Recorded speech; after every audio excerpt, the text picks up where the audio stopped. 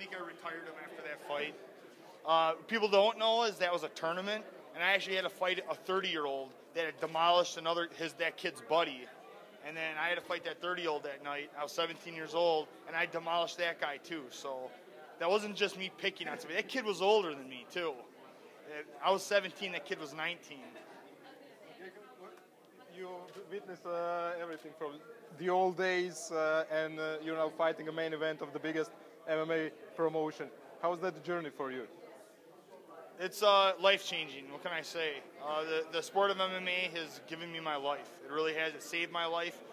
Before I started the sport, I was in a really, really bad place in my life, and it's probably not headed anywhere good. And the sport saved me from that. It saved me from myself, and it continues to teach me every day. I'm learning the truth about life, and the truth about the sport, and it's quite the journey. Not a long time ago, you donated $5,000 to a victim of a car accident when you got the Fight of the Night bonus. Are you thinking about doing something similar for this fight if you get the bonus? Anytime good things like that happen to me, I try to do something to give back.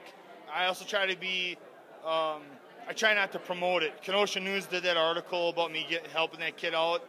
You know, I just believe maybe the best deeds are the ones that, you know, you don't try to promote, but that saved that kid's arm.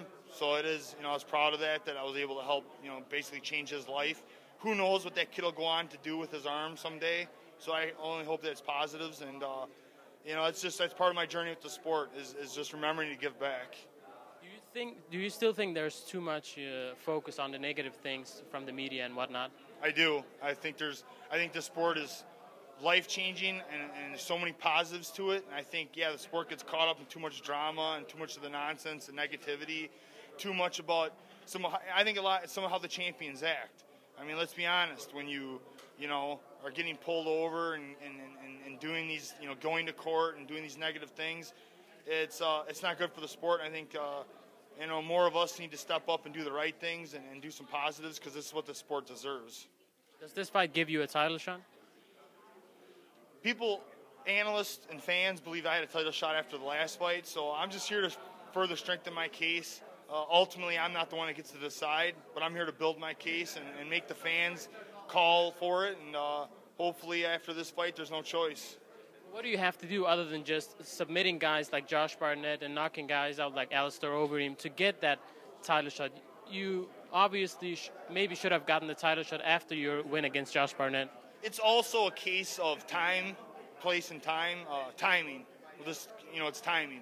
You know, if you got a champion that's injured, or you got a fight that's supposed to happen, like all the mess that happened right before my Josh Barnett fight with, you know, Kane backed out and then Stipe stepped up. So I kind of felt like Stipe accepted the fight on a week notice. The UFC loves that kind of thing, and I had a feeling Stipe was going to get the fight. So that's why I'm just choosing to stay busy. I didn't care. I kind of already knew this was going to happen, and I didn't want to wait around for a whole year. So I'm just staying busy, and I just want to further cement my place as number one contender. What is your assessment of Dos Santos as a fighter, and do you think he's still the same fighter after the fights against Velasquez and the tough fights that he has gone through? You know, I just try to focus on believing that, you know, he's going to come out to be the best he can and playing. I trained for a championship junior, and that's it really. I don't try to wonder about the unknown. I don't know what's going on in his life, and I really don't. I don't look at his negatives and stuff like that.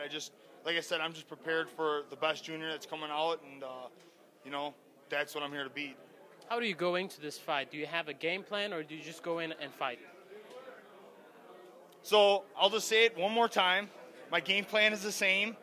If it's on the feet or it's on the ground, I'm here to beat your fucking ass.